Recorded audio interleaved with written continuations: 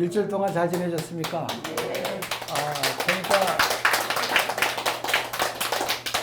먼저 주에 오셨던 분 중에 거진다신 것 같고 한두 분만 오늘 뵙는 것 같습니다. 먼저 이 강의 드린 내용 중에서 그 실거래가 시행일이 언제라고 그랬죠? 실거래가 시행이 그때 날짜를 제일 중요하다고 말씀을 드렸는데 실거래가 시행일은 꼭 메모를 해 놓으십시오. 2006년 1월 1일입니다. 그전엔 실거래가 제도가 시행이 안 됐는데 실거래가 시행되기 이전에 여러분들이 매매 계약이나 이런 게 원인행위가 이루어진 거는 계약서만 있으면 그걸 근거로 해서 과거에는 과세표준액으로 기준시가로 해가지고 매매 계약서를 구청에다 신고하고 실거래가가 아닌 걸로 신고를 해서 그 세금을 덜 내신 경우들이 많이 있었어요. 그런데 그때 당시 계약서를 갖고 계시면 인정을 받으실 수가 있는데 2006년 1월 1일 이후에 이루어진 매매 계약은 소용이 없어요. 인정을 못 받는다는 말씀을 드려요. 그래서 이 날짜를 꼭 기억하셨다가 과거에 이루어진 거는 근거 서류가 있으면 인정받을 수 있지만 그 이후에 이루어진 거는 인정받지 못한다는 걸 알고 계시고요. 네. 네, 말씀하십시오. 만약에 2006년 이전에 사서 만약에 그 계약서가 분실되고 없다. 그랬을 때 어디다 기준을 두고? 분실되고 없을 때 그때 세금을 선생님께서 내신 게 실거래가 신고를 분명히 안 하셨을 거 아니에요.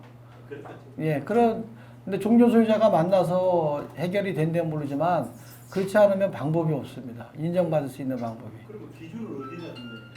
무슨 기준이요? 거래 기준을. 거래 기준은 여러분들이 양도세 신고하신 기준이 있잖아요. 그걸 기준으로 삼죠. 그러니까 그때 당시에 기준시가로 했으면 기준시가로 인정을 받는 거죠.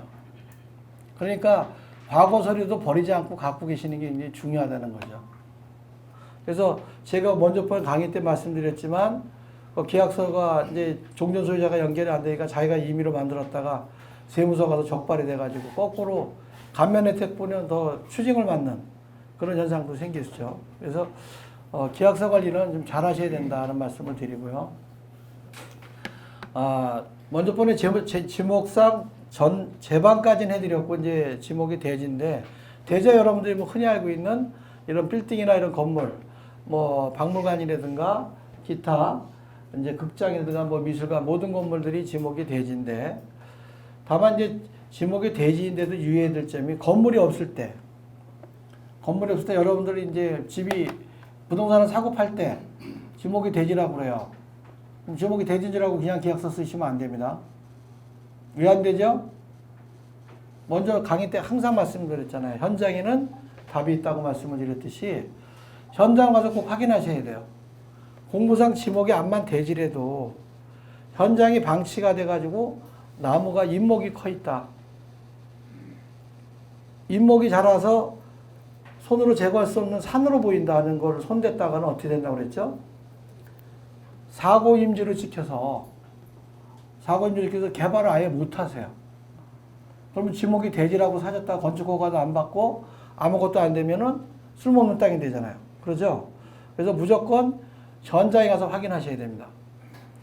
현장에 실질적으로 이게 나무가 없이 평지로 대지화가 되어 있는지 여부는 꼭 확인하셔야지 그렇지 않고 그대로 저걸 취득하셨다는 문제가 되는 게 먼저 내가 설명을 드렸을 것 같은데 한번 되새겨서 말씀을 드린다면 토지구획정리 사업지구인데 토지구획정리 사업으로 택지 조성을 했어요.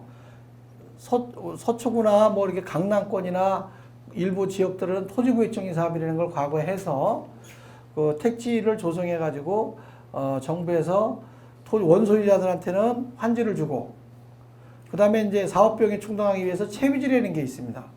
채비지라는 걸 만들어서 그거는 뭐냐 팔아서 이게 기반시설이나 이런 거 갖고 하고 도로 조성하고 그 다음에 택지 조성한 비용을 충당하기 위한 비용으로 남겨놓은 땅이 채비지인데 채비지를 제가 아는 지인이 사셨어요. 구로구 쪽인데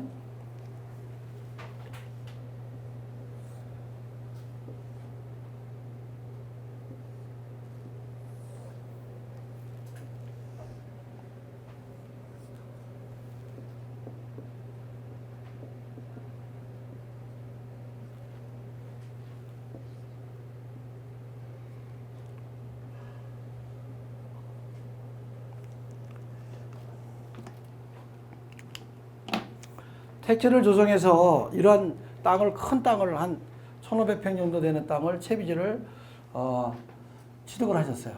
근데 취득을 하신 게 최초에 환지 받으신 분이 아니라 종전토지사가 환지 받은 거를 인수를 하셨죠. 그런데 토지를 받은 사람이 이 땅이 안반이에요. 돌산이다 보니까 요즘엔 뭐 기술이 좋아서 그 돌을 깨고 이런 데 큰 문제가 없습니다만 과거에는 이런 게 이제 공사가 어려우니까 현장을 토지구입증 사업 찍어도 택지 조성을 좀 덜한 상태에서 지목만 바꿔가지고 정부에서 파는 거예요. 토지구입증 사업에서 환지를 했으면 당연히 저건 지목이 지적법상에 보면 지적법이 아니라 지금 공간 측량에 관한 법률이 있는데 그 법으로 이름이 바뀌었습니다만은 법적으로 봤을 때 그 토지구입증 사업이나 이런 행위가 이루어진 데는 지목상 대지로 설정할 수 있게 돼 있어요. 대지가 아니라도 대지로 할 수 있고 공원으로 만들 수도 있고 뭐든지 만들 수가 있어요. 공원이 안 돼 있더라도. 그런데 이거는 지목이 이제 택지 조성이 덜 돼 있어도 지목을 대지로 바꿔서 매각을 한 땅이에요. 그러니까 소유자는 이제 자기가 개발을 하다가 이제 뭐 절개지도 있고 뭐 하고 하니까 지목이 대지라도 경사도가 높거나 하면은 개발이 쉬운가요? 안 되나요? 건축허가 안 납니다. 그냥 절도 송토를 해야 되는 땅은 지목이 대지라도 형질 변경 허가라는 걸 받게 돼 있습니다. 법적으로.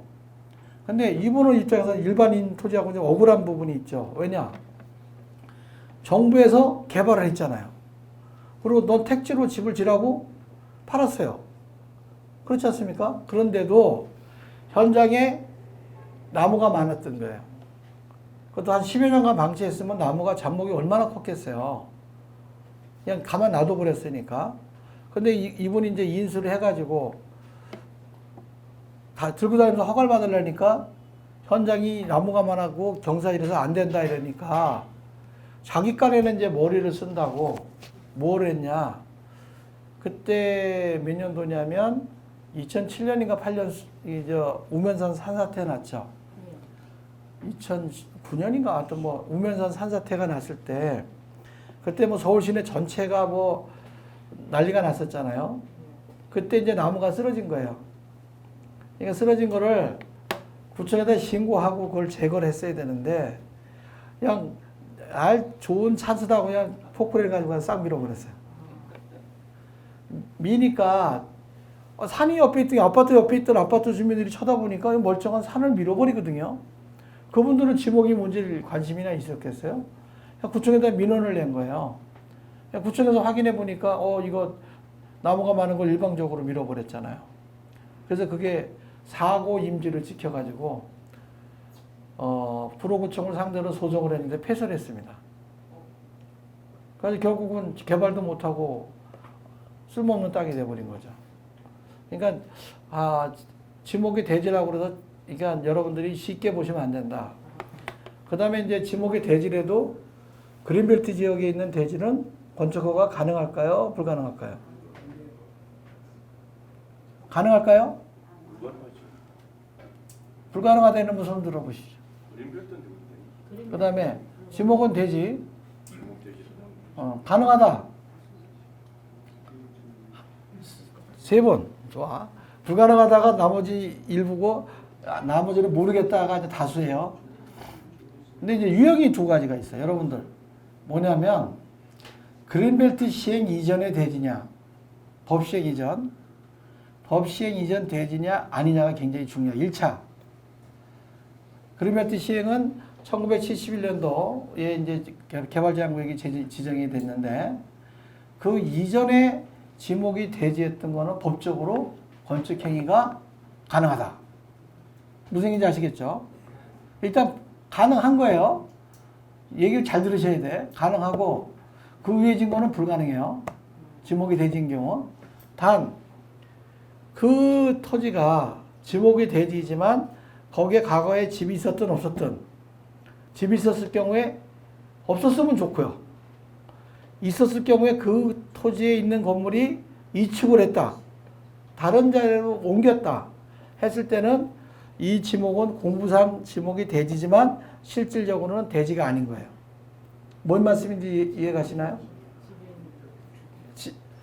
그러니까 이축을 해버렸을 때 다른 데 갔다가 그걸 근거로 해서 다른 지역에 가서 집을 지은 거죠. 그러니까 옛날에 과거에는 칠합구조 사업이라는 게 있어서 새마을 사업. 이게 이제 뭐 오래되신 분들은 아실 거예요. 여기 아마 여기 연배로 봐서는 거의 다 아실 텐데 서초구 같으면 어디냐? 내곡동에 뭐 헌인마을이라든가 홍시마을, 예? 뭐 이런 데들이 다 칠합구조 마을로 형성이 되어 있는 지역이에요. 능암마을이니 뭐 이렇게 성디마을이니 이런 마을들이 구성이 되어 있는 거는 새마을 사업으로 인해서 그 지역에 그린벨트 지역에 흩어져 있는 주택들을 몰아서 택지를 조성해서 거기서 집을 짓게 해주면서 그거를 이전을 시켜준 게 이축을 했다고 합니다. 그래서 그렇게 이축한 토지는 종전 토지는 대지 기능이 상실했다. 근데 이축한 사실이 없다 하고 과거서부터 여기 이축되지 않고 그대로 쓰고 있다 그러면 그 땅은 노자지입니다. 거기서 건축허가 받을 수 있죠. 그러니까 땅도 잘 봐야 되는데 여러분들이니까 물론 지목을 우습게 보시면 안 되는 부분도 있지만 보통 보면 지목이 하면 다 아는데 했는데 내용이 들어가 보면 또 그 다른 부분이 또 있잖아요. 그렇죠? 그 다음에 지목만 보시면 안 되고 부동산 하실 때는 토지 연계 확인은 꼭 확인하셔야 됩니다. 뭐 물론 그것뿐만 아니라 건축물 대장도 확인해야 되죠. 이제 과거에는 이제 뭐 큰 문제가 없었습니다만은 건축물 대장을 띄면 과거의 건물은 주차 관계가 표시가 안 돼 있어요. 제 기억으로는 94년도 이전인가? 그 이전에 있는 건물은 건축물 대장에 주차장이 몇 대다 표시도 안 돼 있고 아무것도 없어요. 도면도 없어요. 그런 거는 멋모르고 샀다가는 1층에 거진다가 과거에는 건물 내 옥내 주차장이 있었어요. 건물이 상가가 이렇게 있으면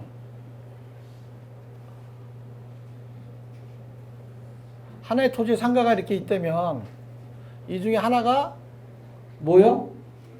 법적으로 주차장인 거예요. 과거에는 옥내 주차장이라는 게 있었습니다. 건물에. 그러니까 옥내 주차장을 일반적으로 인허가 안 받는 뭐 구멍가게나 이런 거는 문제가 안 되지만 허가를 받는 뭐 음식점이 들어간다든가 뭐 중개업소가 들어가야 된다든가 이런 것들은 허가가 안 나요. 근데 저건 카드는 따로 관리하고 있는 부서가 주차관리과라고 따로 있습니다. 그러니까 건축물 대장만 보고 판단하시면 큰 실수를 하신다는 말씀을 드리고 그래서 모든 공적 장부는 꼭 들여다 보셔야 되고요. 그 다음에 이제 건축물 대장에 보면은 이 건물이 위법 건물이냐 아니냐 하는 상황 판단이 내려져 있죠. 근데 위법 건축물이 돼 있으면 건축허가가 각종 인허가가 되나요 안 되나요? 위법 건축물로 돼 있으면 아무것도 허가 받을 수가 없어요. 기존에 돼 있는 거는 유지는 해나갈 수가 있는데 신규가 안 되는 거예요. 그러니까 단독 건물이냐 집합 건물이냐에 따라서 좀 틀려요. 그러니까 근생 건물. 그러니까 집합 건물 개별 등기가 돼 있는 근생의 경우에는 그 사람만 불이익을 받는데 아파트처럼 개별 등기가 돼 있는 분은 불법 하신 분만 불이익을 받아요. 근데 빌딩을 갖고 계시잖아요. 빌딩이 집합 건물이 아니라 단독으로 돼 있을 때 거기에 아래층에 있는 세대로 되어 있는 사람이 위법을 했어요. 그러면 그 건물 전체에 불이익을 받습니다. 무슨 얘기인지 이해하시죠? 그리고 이제 위법 건축물에 대한 그 이행강제금이 과거에는 뭐 한 2년 부과하고 말았는데 지금은 제한이 없어졌어요. 이제는 걸리면 영구히 이행강제금이 부과돼요. 저는 그런 게 하나 있는데요. 그 5년이라던데 지금 내가 바뀌었습니다. 옛날에 요번에 바뀌었습니다. 예, 건축법이 바뀌어서 저 있는 것도 계속 옛날 적용되던 것도 그렇게 그 이전에 이행강제금 받던 거는 괜찮고요. 그거는 날짜를 다음에 계기 있으면 알려드릴게요. 정확한 날짜를 내가 알려드릴게요. 작년도에 바뀌었어요. 네, 바뀌었습니다. 예. 그래서 여러분들 그래서 법이 요즘은 자그러 하면 바뀌어요. 저희들도 강의 나가다 보면 좀 사실상 뭐 죄송합니다. 제가 좀 준비가 좀 부실할 수도 있는데 이제 저도 이제 개인적인 사업하고 막 하는 일이 너무 많다 보니까 제가 이제 이런 강의를 나가면 서너 시간은 미리 보고 나와야 되는데 오늘 같은 경우는 30분도 못 봤어요. 그냥 내가 뭐 할 거지 제목만 보고 왔어요. 근데 이제 보통 보면 2, 3일을 미리 검토를 해드리고 와서 법 바뀐 거 다 정리해가지고 해드려야 되는데, 지금 뭐 이해강제금에 대한 부분은 오늘 강의 내용에는 원래 없었던 말씀을 드리다 보니까. 근데 그게 이제 법 시행일이 건축법 부칙에 아마 나와 있을 텐데, 이해강제금 관련된 내용이. 네. 그래서 그 날짜는 내가 정리해서 여기 이메일로 보낼 때 거기다 한 장 넣어서 드릴게요. 그러시면 좋겠죠. 왜냐하면 건물들 갖고 계신 분들 건물 다 건물주신데 그런 건 아셔야 되거든요. 근데 이제 법 시행 이전에 이루어져서 이행강제까지 부과된 거는 종전법에 의해서 적용을 받지만 인제 부과되는 거는 무조건 영구히 부과돼요. 네. 그러니까 지금 과거는 내가 맞던 거는 그대로 맞는데 새로 지금 발생이 된 거는 전부 부과 대상이라고 보시면 돼요. 이제 이해하셨죠? 예, 이행강제금 부과 위법 건축물이었을 때. 그게 내가 아주 날짜는 정확하게 말씀 못 드리지만 아니 금년이에요, 금년이에요. 네. 금년이에요, 금년. 세번 냈으니까. 네네. 그러니까 종전에 이행강제금 내가 부과받고 있다는 거는 대상이 안 되고 지금부터 부과되는 거는 다 대상이 된다고 보시면 돼요. 예, 알겠습니다. 네. 뭐 자료 없어도 되겠습니다. 네, 예. 그 다음에 이제 요거는 이제 지방에 있는 땅인데 건물이 대지 지분이 200평 이상이면 호화주택으로 보죠. 예. 그죠? 그 다음에 건평이 100평 이상이면 호화주택으로 보잖아요. 그런 거를 피해 나가기 위해서 지능적으로 해놨던 사례입니다. 그러니까 이제 이건 여러분들이 위법을 하려는 얘기가 아니라 이렇게 탈세도 하신 분이 있더라고요. 근데 이거는 제가 봤을 때는 공무원들이 알면 저거는 추징을 당할 수밖에 없는 그런 그림인데 뭐냐면 집 있는 부분만 따로 잘라져 있고 밖에는 다 뭐죠? 지목이 전답 뭐 이런 걸로 돼 있고요. 맹지니까 건축허가 안 나잖아요. 그러니까 건물하고 연계된 도로를 만들어 놓은 거예요. 실질적으로는 일택지 안에 있죠. 정원이 만들어져 있죠. 그러니까 호화주택으로는 안 걸릴 수도 있다고 볼 수도 있겠지만 실제로 현장에 가서 조사를 하면 1단지 안에 있는 경우는 합산해서 부과할 수 있게 돼 있어요. 근데 이제 공무원들이 이제 그 많은 필지를 다 일일이 다니면서 보질 못하잖아요.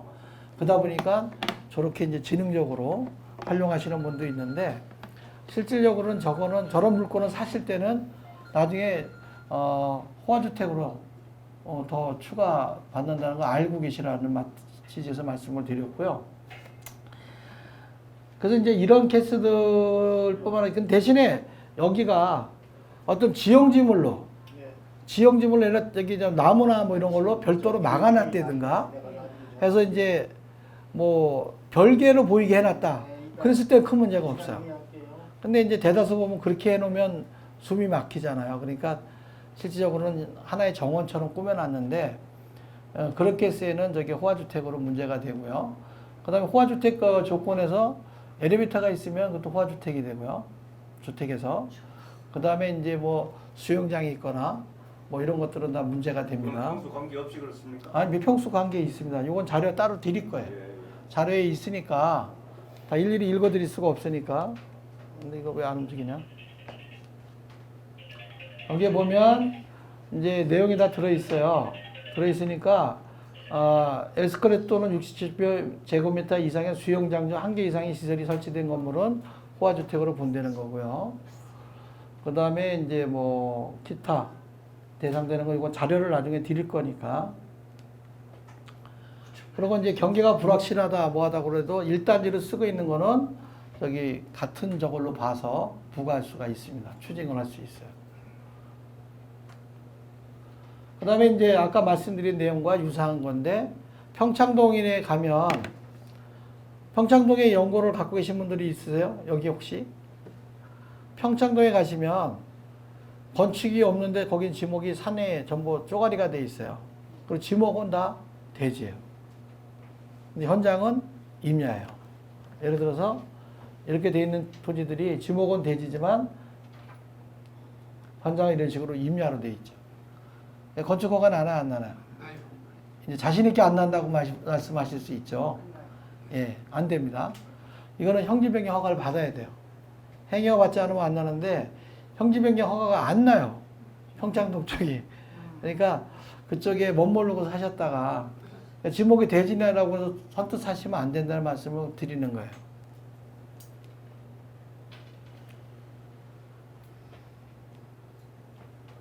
그 다음에 이제 공장용지를 얘는 보면 이제 뭐 공장용지도 일종이 있고 뭐 일반 공업지역이 있고 중공업지역이 있고 이제 그렇게 돼 있잖아요. 근데 이제 일반 공업지역은 여러분들 뭐 건축행위나 이런 게 근데 공업지역에 여러분들이 부동산을 살 때는 제일 조심해야 되는 게 이제 공업지역에는 대다수 보면 지구단위 계획이라는 게 있어가지고 거기에 맞게끔 이 공장 용지에는 어떤 용도로 쓰라고 돼 있어요. 근데 모르고 이제 뭐 공장 용지니까 뭐 편하게 취득을 하실 수도 있잖아요. 근데 취득을 하시고 나면 거기가 자기가 쓰고자 하는 용도로 못 쓰는 경우가 발생된다는 거죠. 그래서 꼭 공장 용지나 이런 거 취득할 때 내가 무슨 목적으로 저거를 취득하겠다. 예를 들어서 물류 창고를 하겠다 하면 허가 될까 안 될까요? 안 되지. 공장 용지에는 물류 창고 연관은 돼 있잖아요. 물류가 없이 공장이 돌아갈 수는 없잖아요. 그런데 물류 창고로만은 허가가 안 됩니다. 그러니까 제조업, 연관된 제조업이 있으면서 그에 관련된 물건을 그 물류상 필요해서 들어가는 시설은 물류 창고로 허가가 나지만 그 창고 허가가 안 나요. 근데 진짜 우리 서울의 인근에는 물류 창고가 합법적으로 들어갈 만한 지역이 없어요. 그 물류 창고를 그렇게 찾아다녀도 쉽지가 않아요. 물류 창고를 변두리로 나가야지만이 뭐 그나마도 행여가 되다 보니까 사실 물류상 필요하다면 물류기지를 만들어 줘야 되거든요. 공장이 있으면 면담해서. 근데 그런 것까지 안 내다보는 우리 도시계획 정책이 조금 문제가 있는 것 같아요. 제가 봤을 때는.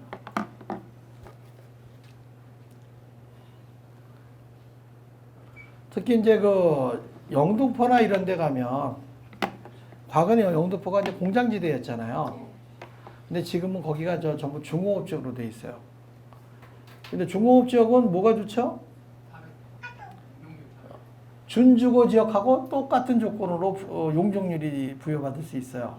그래서 좋은 점이 이제 그런 점이 있는데 그것도 이제 기념 개발하라고는 쉽게 풀어주질 않고 거기도 지구 단위 계획이나 이런 걸로 돼 있지만 건폐율과 용적률은 혜택을 받으니까 특히 이제 영등포 지역이나 이런 데 있는 준주거 지역 같은 거는 뭐 물건이 괜찮을 경우는 나쁘지 않다고 봅니다. 이거는 이제 시야 지역에 있는 공장 용지고요. 그 다음에 이제 학교 용지는 여러분들은 뭐 이렇게 어린이들이 있는 유치원이라든가 그 다음에 초등학교, 중학교, 고등학교를 다 학교 용지라고 보죠. 그에 관련돼서 부대시설도 학교 용지로 보고 있고요. 근데 이제 과거에는 우리가 이제 학교가 과밀학급이라고 해서 학교를 많이 늘려나갔죠. 근데 지금은 학교가 어떻게 되고 있어요? 학생이 줄고 있어요. 그러다 보니까 이제 뭐 도심에는 그래도 유지가 되고 있지만 지방 같은 경우는 학교가 폐교가 많이 되고 있습니다. 근데 이제 폐교도 이제 뭐 폐교 같은 거는 이제 공매로 나가거든요. 매각이 공매로 나가는데 그런 것도 잘 사서 활용을 하면 뭐 체험학습장으로도 활용하실 수가 있고 또 성공한 사례 중에 하나가 서초구 같은 경우는 태안에 휴양소를 만들어 놨어요. 학교를 사서. 동작구도 마찬가지입니다. 휴양소를 만들었는데 그 휴양소가 누굴 위한 휴양소들이냐? 여기 계신 분들 다 해당이 되는 거예요. 서초구민이라면. 뭐냐면 서초구민은 쌉니다. 복지시설로 돼 있어가지고 지역 주민을 위한 복지시설로 돼 있어서 그 싼 가격에 시설을 이용하실 수가 있어요. 근데 그런 시설이 있는지도 모르고 활용 안 하시는 분들이 많이 있더라고요. 태안에 있고 서초구 같은 경우는 안흥에도 있습니다. 안면도에는 서초구께 없어요. 안면도까지 들어가서 없고요. 초입에 태안에 있어요. 태안에 있는 게 이거거든요. 여기 태안에 있는 거고요. 근데 이제 학교용지로 자기 땅이 학교용지로 도시계획 시설이 결정이 돼 있다 하시는 분 있으십니까? 혹시 여기 오신 분 중에 내 재산인데 학교용지로 묶여져 있다. 그런 분 없으시죠? 학교용지로 묶여져 있는 게 지금까지 시행을 안 되고 있으면 내년도 6월 30일자로 그 실효가 돼요. 도시계획이. 다만 이제 공원용지도 근린공원 같은 경우 이제 정부에서 지금 비상이 걸려져 있는 게 뭐 서울시 같은 경우 이제 공원에 대한 보상비를 뭐 잔뜩 잡아놓고 최대한 땅을 살라고 드는 게 근린공원 같은 거나 이런 거는 20년 동안 지구정을 해놓고 개발하지 않으면 자동으로 해제를 해주게 돼 있어요. 그러다 보니까 무슨 꼼수를 썼냐 정부에서 시설이라고 그러면은 그거를 이행을 안 했을 때는 해제를 해줘야 되잖아요. 그러니까 공원용지를 다 뭘로 바꿔놨는지 아세요? 내 땅이 공원용지라고 갖고 계신 분이 있을걸요? 있으시죠? 어디 갖고 계세요? 청계산? 순천 광양이 아, 지방이죠. 그거 보면요. 과거에는 공원이었다가 공원 구역으로 바뀌었을 겁니다. 모르는 개발제한구역처럼 도시계획으로 아예 용어로 구역으로 바꿔놔버린 거예요. 구역으로 바꾸면 그 땅을 개발할 수 있냐? 해제가 안 돼요. 새로 묶였습니다. 그러니까 모르고 있다가 벼락들을 맞는 거예요. 이의 제기를 해야 되는데 몰라요, 주민들은. 그러니까 이게 도시계획 시설일 경우는 보상을 안 하면 안 되게 돼 있으니까 그걸 구역으로 바꿔서 변경해서 지금 돼 있습니다. 다. 청계산이고 뭐다 이게 구역으로 바뀌었어요. 근데 소유자들은 그런 거 모르고 계세요. 주민들은. 같은 용어인 줄 알고 있는데 같은 용어가 아닙니다. 시설하고 구역하고는 극과 극을 달리는 거예요. 그래서 이제 뭐 예를 들어서 하나의 예를 든다면 이런 골프 연습장이 있는데 학교용지였어요. 학교용지였는데 이제 내년 되면 학교 시설이 안 들어가면 해제가 되는 거죠. 그죠? 그러면 토지를 갖고 있던 사람은 이제 뭐든지 할 수 있으니까. 그죠? 그런데 이런 땅 같은 경우는 이제 과거에 학교용지로 계획을 잡아놓은 거예요. 계획을 잡았는데 학교에 시설이 필요가 없으니까 보류돼 있다 보니까 조건부로 매각이 됐어요. 학교용지로 국가에서 필요할 때는 환수하는 조건으로, 환매하는 조건으로 매각이 됐는데 지금까지 개발 안 됐으면 이제 내년도 되면 저 땅은 아주 금싸르기 땅으로 바뀌는 그런 상황이 되는 거죠. 공원용지 같은 건 지금 사면 오히려 차라리 좋게 되거든요. 무조건 사면 안 되죠. 무조건 좋다고 판단하시면 안 되고 잘 보고 판단하셔야죠. 모든 네. 공원이 다 그런 건 아니지 않습니까? 그렇습니다. 강남구는 서쪽구 중에서 뭐 도시계획 시설로 결정이 돼 있는데 미집행돼 있는 도시계획 시설, 도로도 해당이 되고 다 해당이 됩니다. 도시계획 시설은. 근데 이제 그거를 보통 분들은 잘 모르세요. 근데 이제 공원 그러다 보니까 서울시에서도 뭐 엄청 그 공원을 사고 있죠. 예산을 들여서. 그러다가 뭐 사고도 난 적이 있습니다. 뭐 비리가 있어가지고. 그다음에 이제 주차장 및 부설 주차장 설치에 관한 내용인데요. 주차장은 여러분들이 뭐 흔히 알고 있는 요 밑에 내려가도 공용 주차장 있고 다 있죠. 다만 이제 그 우리가 뭐 차량 보관용 뭐라든가 아니면 견인 주차장이라든가 이런 데는 대외 일반인들이 사용하는 시설이 아니잖아요. 그런 건 주차장으로 안 봅니다. 그리고 이제 우리가 건축법상 주차장을 확보해야 되는데 건축법상에 보면 자기 땅에 주차장을 확보해야 되지만 못할 경우 인근 지역에다가도 주차장을 확보했을 경우 건축허가를 받을 수가 있어요. 근데 그럴 경우 건물하고의 자기 있는 건물하고의 직선거리는 300m. 그 다음에 도보로는 600m 이내에 있는 주차장 부지를 확보를 하면 내 건물에 주차장을 안 만들고 다른 땅에다 만들어놔도 그걸 법적으로 인정을 받을 수 있게끔 되어 있습니다. 근데 이제 그런 걸 모르시는 분도 있죠. 근데 법적으로는 다 있습니다. 그래서 자기 땅을 좀 위치가 좋다. 그러면 그걸 활용하고 인근에 못한 땅은 사가지고 주차장으로 확보해 놓으시면 됩니다. 하나의 사례로 보면 바로 이 사거리. 우리 저기 교대 사거리 여기 우린 빌딩이거든요. 바로 요 사거리 우린 빌딩 있잖아요. 우린 빌딩 이게 이제 그 이쪽이 법원이고요. 이쪽이 이제 그 저기 3호 사거리로 넘어가는 겁니다. 저기 저 아크로비스타 그쪽 넘어가는 길이고 교대인데 여기서 멀지 않은 거리에 이거 주차장을 확보됐어요. 우린 빌딩 주차장입니다. 그러니까 저렇게 해서 건축 허가를 받는다는 말씀을 드리는 거예요. 그러니까 자기 건물에 꼭 건축 행위를 안 해도 된다. 그러니까 주차를 확보 안 하고 인근지에다가 직선거리 300m 이내에다가 주차장을 확보했을 때 그거는 인정을 받을 수 있다는 거죠. 다만 지목은 대지가 아니라 주차장으로 지목이 변경이 돼야 되고 저걸 만약에 팔았다. 팔 수가 없어요. 팔면 그 건물은 불법 건물로 바뀌니까. 무슨 얘기인지 이해하셨습니까? 네네. 작년에 동작구에서 네. 제가 지금 주차장이 한 대도 안 나갔어요. 그래서 내가 그 건축주한테 아니 그 건설회사에 물어봤더니 동작구는 틈이라도 주차장이 했었을 때는 그 벌금을 한 대당 얼마씩 물고 그걸 할 수 있다고 그러더라고요. 그래서 예, 처음 동작구만 그런 게 아니라 네. 법적으로는 있어요. 다만 이제 행위는 인허가권자의 재량행위이기 때문에 그에 대한 판단은 해당 그 인허가권자가 판단을 내려드릴 거고요. 다만 이제 전철역 역세권이라든가 대로변에 있는 노선상업적이나 이런 데 같은 경우는 주차가 불가능할 경우에 정책적으로 주차장을 미확보해도 되는 인근의 공용시설이라든가 어떤 공용주차장이 있거나 했을 때 주차장을 설치 안 해도 건축허가 가능한 경우도 있어요. 근데 과거에는 그렇게 많이 해줬는데 요즘은 웬만하면 주차장 확보하도록 유도를 하고 있습니다. 작년은 그렇게 네네네네. 진행이 안 돼가지고 네. 근데 그건 뭐 자치구마다 약간씩 틀리게 운영이 되니까 전국적으로 통일이 됐다고 볼 수는 없습니다. 뭐 주차장 같은 경우는 이제 여러분들 뭐 공용 주차장이나 이런 것도 일반인 주차장도 보면 이제 택지 개발 사업지구나 이런 공용 개발 사업지구 같은 데 보면 주차장을 부지를 만들어 놓죠. 그러면 거기다가 순수하게 주차장만 들어가느냐? 꼭 그렇지만은 않습니다. 주차장이 있을 경우에 용지를 샀을 경우에는 그 용도의 30%는 타용도로 쓸 수가 있어요. 근생이나 이런 걸로.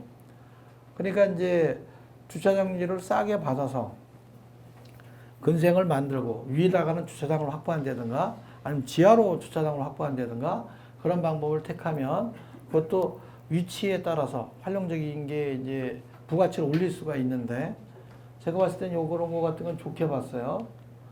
이거는 저기 거고 수원지방법원이 크게 아마 법원 중에서는 제일 큰 데가 지방법원 중에서 수원지방법원이 제일 크죠. 근데 수원서 이제 이게 광교로 이전했잖아요. 광교로 이전했는데 그 제가 갔을 때 이 주차장 부지가 평당 얼마인지 모르지만 저게 60억에 나왔거든요. 60억에 나왔는데 저는 부가치 있게 봤어요. 근데 저거를 이제 주차장이라니까 추첨 하시는데 저는 굉장히 부가치 있게 봤는데 지금 아마 팔렸을 겁니다. 제가 알기로는 나와 있는 지가 꽤 됐는데 이런 경우도 이게 지금 법원이잖아요. 여기 일대가 임대료가 장난이 아니에요. 그러면 여기다가 1, 2, 3층 정도를 근생으로 올리고 나머지를 저거 하면 지동으로 나중에 지동으로. 아직 어르신이 잘 할 줄 이해하십시오. 이게 하다 보면 이게 그런 일이 생길 수도 있으니까요. 그래서 이러한 거를 이제 사가지고 어떻게 활용하느냐에 따라서 부가치 창출이 될 수가 있어요. 근데 보통 분들은 뭐 저 주차장이니까 쓸모없다 생각하는데 저는 그렇게 안 봐요. 그래서 여기가 이 일대가 메인이고 그래서 상당히 저는 야 이거는 나 같으면 이거 내가 돈 있으면 하겠는데 하는 생각을 저는 가졌었어요. 근데 딴 데 팔린 걸로 알고 있습니다. 그 다음에 이제 여러분들 주유소 말 그림 그대로 기름 넣는 데들이 주유소인데 지목이 주유소로 바뀐 경우도 있고 안 바뀐 경우도 있어요. 지목이. 근데 안 바뀐 거를 바꿔야 될까요? 아니면 그대로 놔두는 게 좋을까요? 그대로 놔두는 게 좋습니다. 왜냐하면 주유소로 바꿨다가 다시 건축 허가를 받으려면 지목이 변경이 돼야 되잖아요. 그죠? 원래는 저거 직권으로 다 바꿔놔야 되는 거예요. 법적으로. 근데 공무원들이 일손이 딸리니까 다 못한 거죠.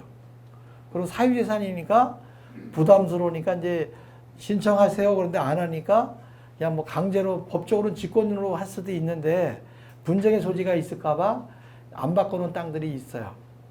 근데 원칙적으로는 저거는 주차장, 주유소 부지로 바꿔줘야 되거든요.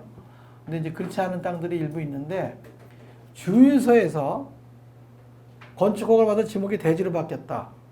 그럼 지목이 변경이 된 거죠. 주유소 같은 경우 면적이 크잖아요. 그럴 경우 뭐가 부과되는 줄 아세요? 지목이 바뀌면 개발 부담금이 부과됩니다. 그러니까 모르고 있다가 근데 무조건 부과되는 건 아니에요. 개발 이익이 발생했을 때 부과되는데 토지 가격이 주유소에다가 대지로 바뀌면 가격이 상승 요인이 생기죠. 아주 안 생기는 거 아니에요. 다만 민미할 수도 있고. 근데 이제 그래서 개발 부담금 부과가 잘못됐다고 소송 제기했지만 졌어요.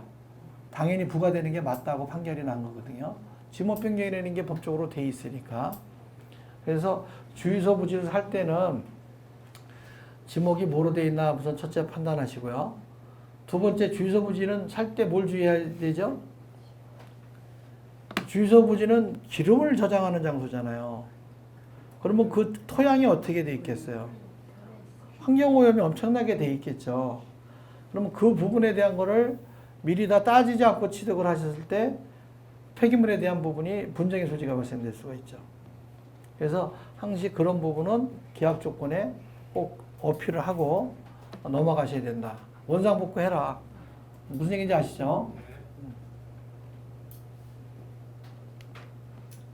주유소 같은 경우 그러고 이제 주유소 같은 경우에도 또 종류가 이제 가스주유, LPG 주유소 있죠. LPG 주유소. 그다음에 요즘에 또 저거 생겼죠. 전기 충전소. 전기차가 많이 생겼잖아요. 그럼 앞으로 또 뭐가 생기냐? 수소차 또 충전소가 생기는데 서초구에 유일하게 시민의 숲 앞에 있어요. 근데 이제 가스 주유소는 아무데나 허가가 안 나요.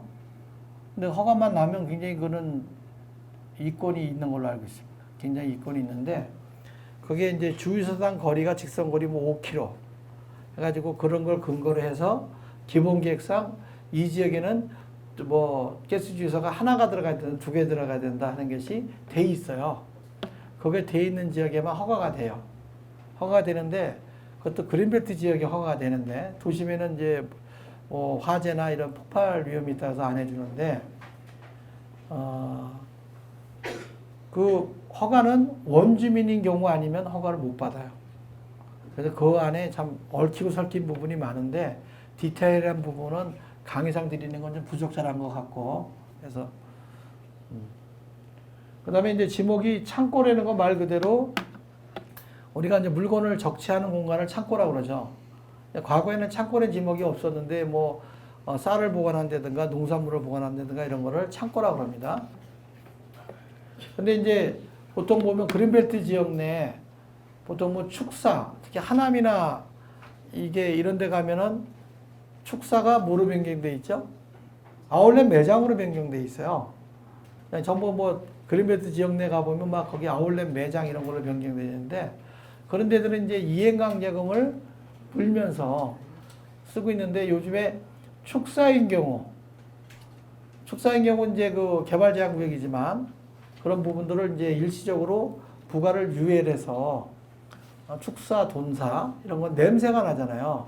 근데 주변의 주거 환경이 달라졌는데 거기서 축사, 돈사를 운영한다면 그 환경 오염 냄새 때문에 주변에 이제 민원이 생길 만한 지역 이런 것을 감안해서 이제 부과를 정부에서 내년도 6월 말까지 유예되어 있습니다. 이행강제 부과가 일시적으로 유예되어 있는 거예요. 그래서 그 이후에 또 연장이 될지 모르겠습니다. 한 번 연장이 됐어요.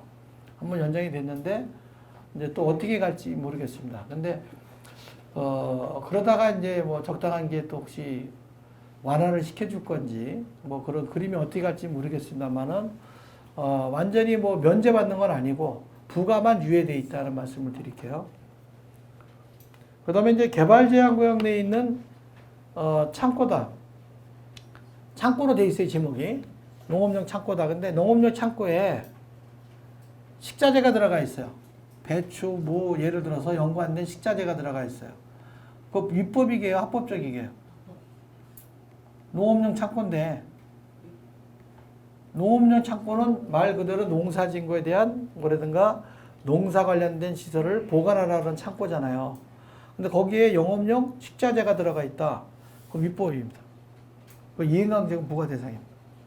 뭔 얘기인지 아시죠? 그래서 그린벨트 지역에는 하나하나가 여러분들이 굉장히 조심해야 된다는 말씀을 드려요.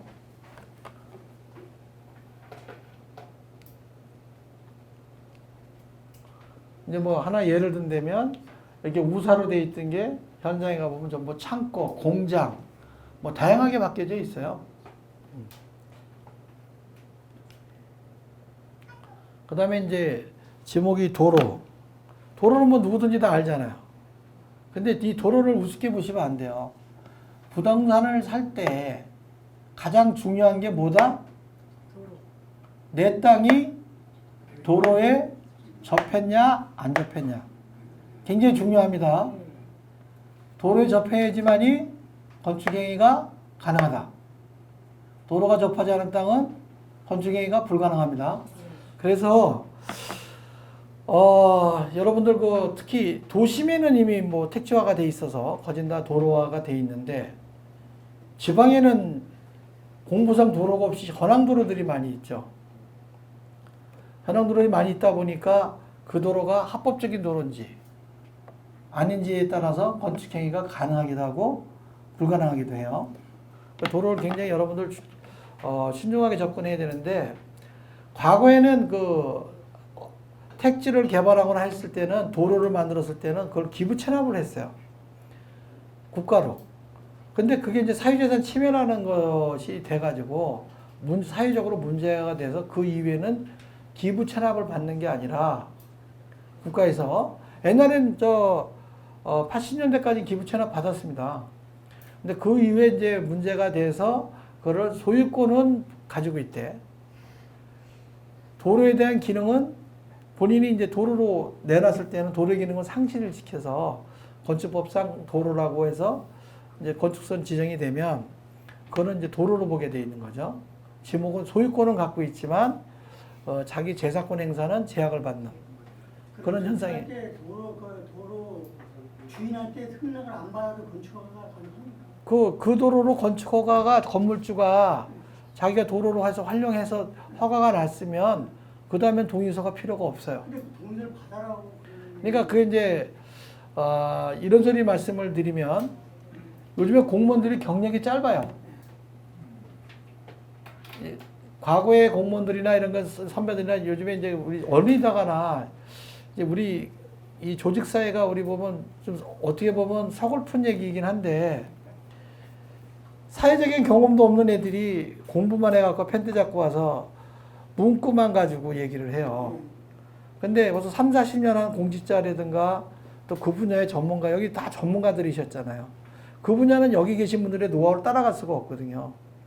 근데 그게 너무 아깝게 그 좋은 지식과 능력이 버려진다는 게 너무 아쉽죠.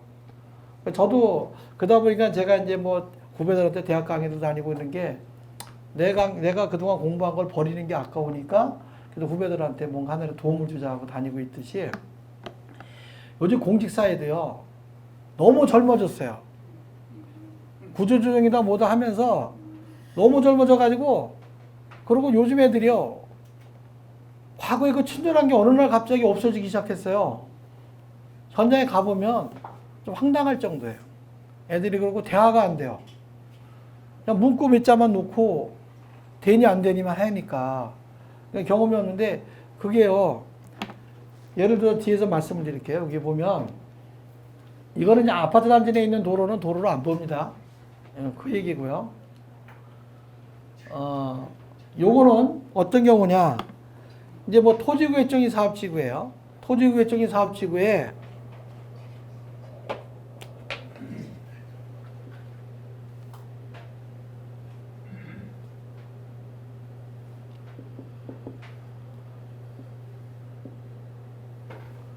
예를 들어서 이제 하나의 땅을 환지를 이렇게 크게 받았어요.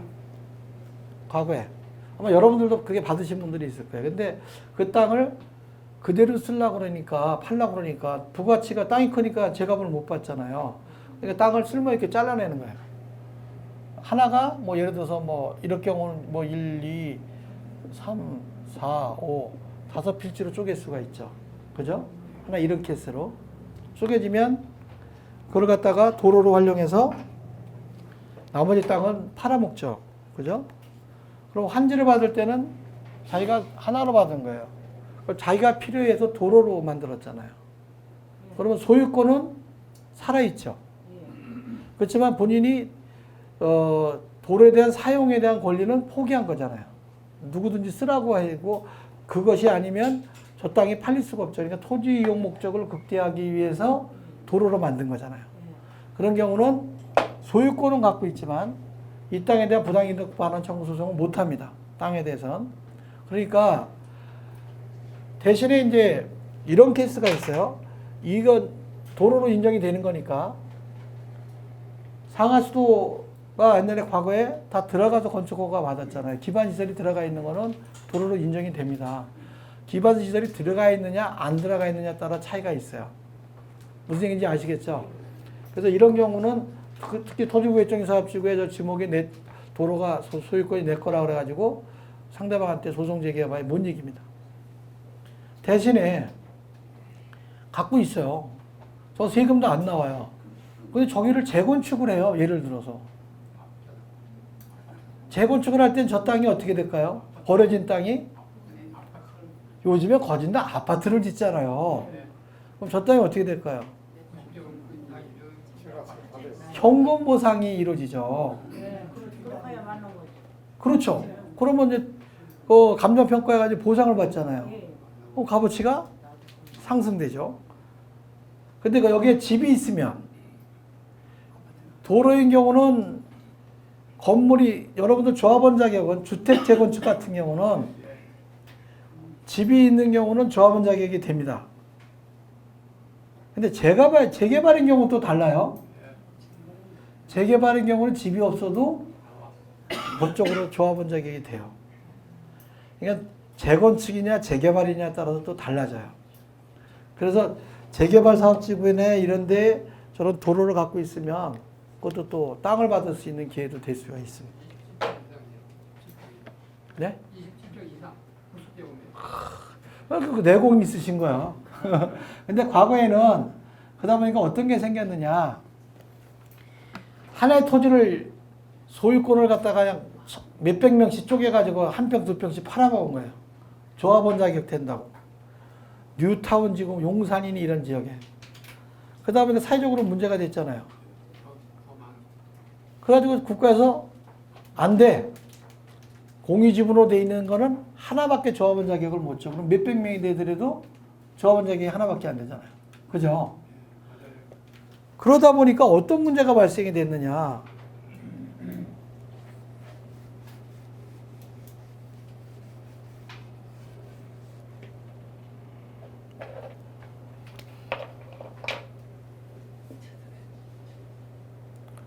하나의 아파트 단지라고 봤을 때 여기는 이제 아파트들이 들어가 있어요.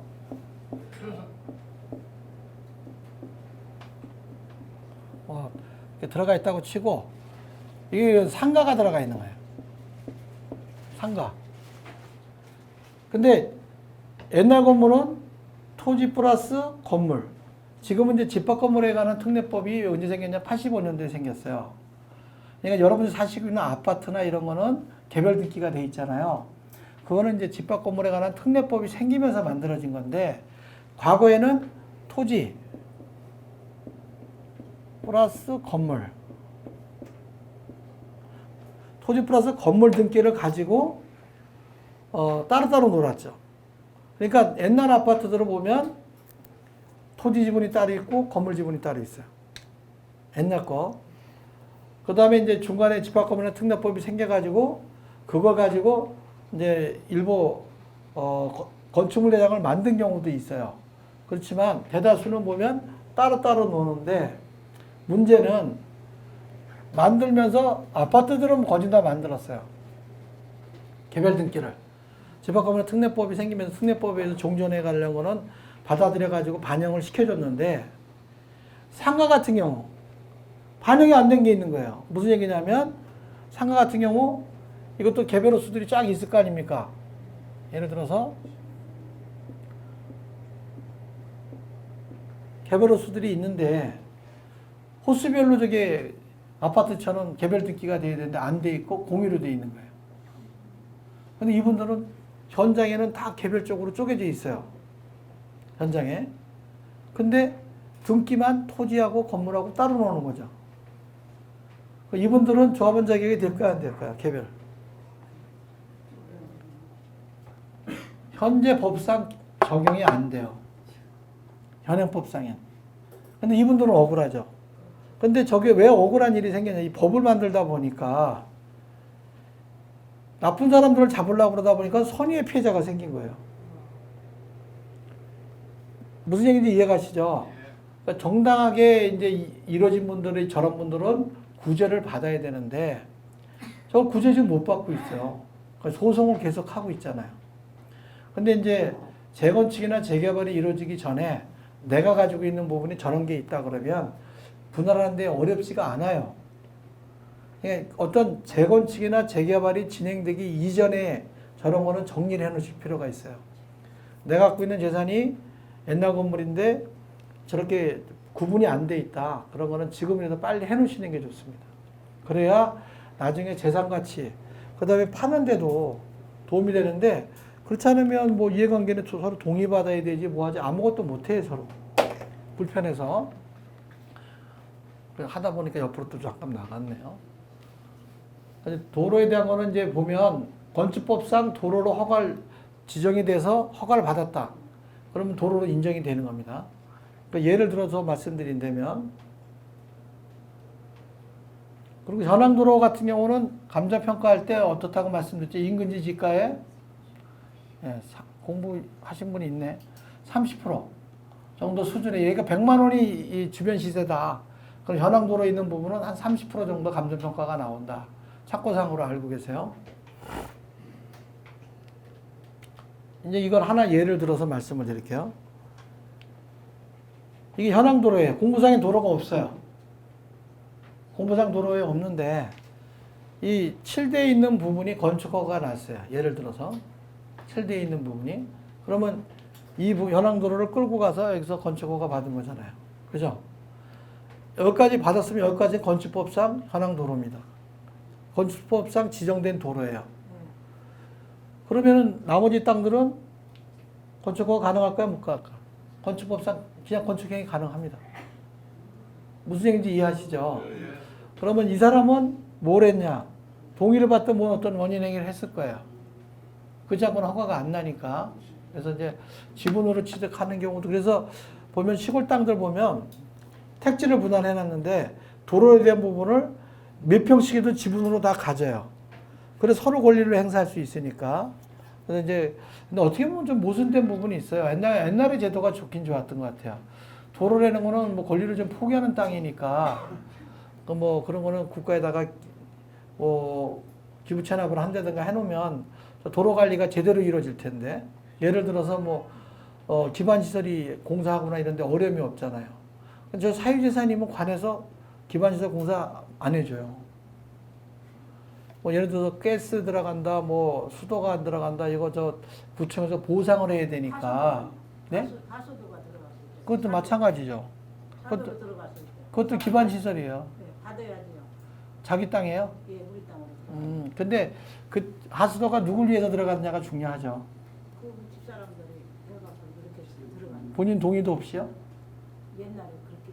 아, 옛날부터 그러니까 과거에는 본인이 기억을 못 하실 수도 있지만 옛날에는 새마을 도로라는 게 있었어요. 과거에. 가지고 전부 새마을 사업이나 뭐 이런 걸 해가지고 주민들이 해가지고 주민들 합의하에 도로를 내고 포장을 하고 막 그랬어요. 예. 그러니까 그러한 것들은 이제 옛날 분들만 알지 요즘 젊은 세대는 몰라. 이게 이 도로가 왜 생겼는지를 몰라요. 다 그런 게 다 새마을 사업으로 이루어진 거거든요.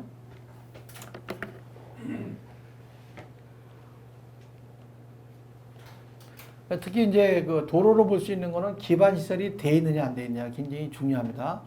기반 시설이 돼 있으면 모든 행위가 되지만 기반 시설이 안 돼 있으면 행위 허가가 어렵다는 말씀을 드려요. 근데 이제 이제 지역마다 그런 데가 있어요. 상하수도 시설이 도저히 못 들어가는 데가 있어요. 산골 계곡 같은 데 못 들어가잖아요. 그죠? 그런데도 뭐 현장에 이제 정화조 기능이라든가 이런 걸 여과를 시설 설치하고 여건을 갖췄을 때 도로가 있고 뭐 하면은 또 그건 허가 나는 경우도 있습니다. 무조건 불가능한 것만은 아니에요. 이거는 이제 조금 아까 설명드렸던 새마을 사업으로 전항도로가 생긴 거예요. 이렇게 전항도로가 이렇게 생겼어요. 그래서 이 땅을 하나의 땅을 가운데를 관통하고 전항도로가 생긴 거예요. 그 토지주가 봤을 때는 이제 부모님들이 있을 때 뭐 있었지만 자식들이 이제 세월이 지나서 보니까 저 땅이 어떻게 되지? 쓸모가 없게 돼 있잖아요. 팔 수도 없고 땅을 가운데다가 이게 그냥 전항도로가 나와버렸으니까 쓸모없는 땅이잖아요. 저한테 상담이 왔어요. 이 땅이 자기 땅으로 전항도로가 생겼는데 땅이 쓸모가 없게 됐다. 이게 좀 살릴 수 있는 방법을 좀 도와주십시오 하고 저한테 찾아와서 그래요. 근데 지방인데 제가 그래서 해당 시군을 갔습니다. 가서 여기 기반 시설이 어떻게 돼 있는지 이 도로가 언제 때 만들어졌는지 조사를 하다 보니까 새마을 사업을 했어요. 주민들이 새마을 사업을 했지만 문제는 상하수도 기반 시설이 안 들어가 있는 거예요. 안 들어가 있어서 제가 이제 너무 사유재산이 너무 침해를 당했다. 그러니까 이거를 선용을 좀 조정하자. 맞겠다는 얘기가 아니다. 윈윈하자 해가지고 어떻게 해줬냐. 도로를 돌린 거예요. 경계에 따라서. 뭔 얘기인지 아시죠? 예. 그리고 이 도로를 이거 관통된 도로를 폐쇄하고 선용을 돌려서 공사를 해줬어요. 똑같은 폭으로. 차량은 다니게 해주면서 땅은 쓸모있게 바꾼 거죠. 그러면 이 사람은 그 돈이 들어가더라도 내 땅의 값어치가 확 올라가 버렸잖아요. 여기 좀 땅값이 있는 동네 시골이라도. 어디라고 얘기하긴 경기도입니다. 예. 그래서 이렇게 바꾸니까 땅이 아주 금값으로 또 바뀌었죠. 근데 이런 것도 하나의 방법일 수 있어요. 근데 이거는 이제 더군다나 우회도로도 있고 여러 가지 도로가 있는 거예요. 근데 나 뭐 그것도 방해를 한 게 아니라 자기 땅 안에서 선형을 바꾸는 작업을 해준 거죠. 그건 무리수가 없이 진행이 됐습니다. 이게 하나의 선례라고 해서 말씀을 드리는 거예요. 뭐 다른 것도 아니고 그냥 협의해서 했습니다. 그냥 관하고. 근데 뭐 그 지역 주민도 반발할 이유가 없죠. 도로가 없어진 것도 아니고 자기 땅에다가 길도 내주면서 이제 자기 땅을 좀 쓸모 있게 바꾸는 거니까.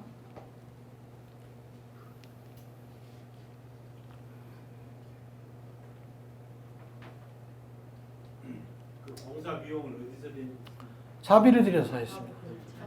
방법이 없지 않습니까? 그렇잖아요.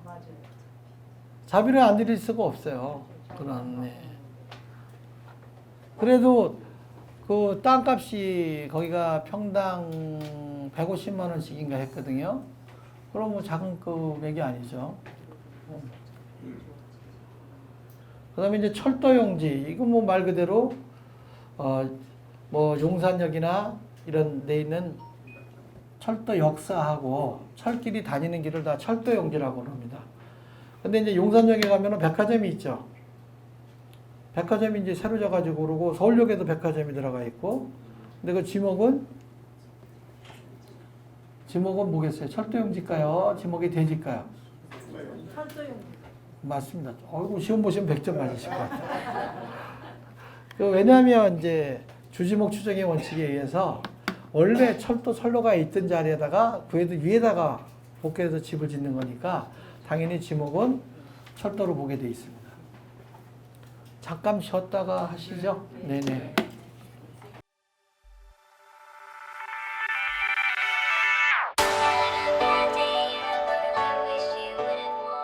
강남구 논현동에 위치한 대지면적 약 75평, 연면적 약 200평의 수익형 부동산 개발 사례입니다. 인지도 있는 브랜드와 연계하여 임차인이 선호하는 최상의 공간을 만들어갑니다. 소호 사무실을 계획하여 수익률을 극대화하였습니다. 1층 필로티를 활용한 편리한 주차, 풀옵션 주거 공간과 독립된 옥상 정원, 전용 면적 5평에서 7평대까지 고급 임대주택의 수익 극대화가 되도록 가구와 자재를 선별하였습니다. 풀옵션으로 전자제품, 가구류와 집기류가 모두 포함되도록 계획하였습니다. 매각 시 자산가치가 높을 건축물로 디자인하였습니다.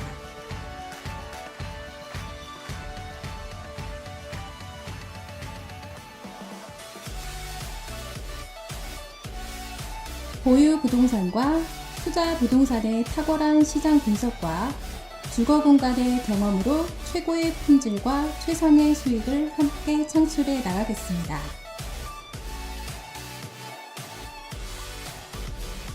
책임, 위탁, 전소, 일반 관리 등 건물주 취향에 따라 선택 가능합니다. 수금 책임제로 월세 미납 시 대납해 드립니다. 공실 클럽 및 제휴사의 광고를 통한 타사 대비 공실률 최소화로 인해 수익률 증가가 가능합니다.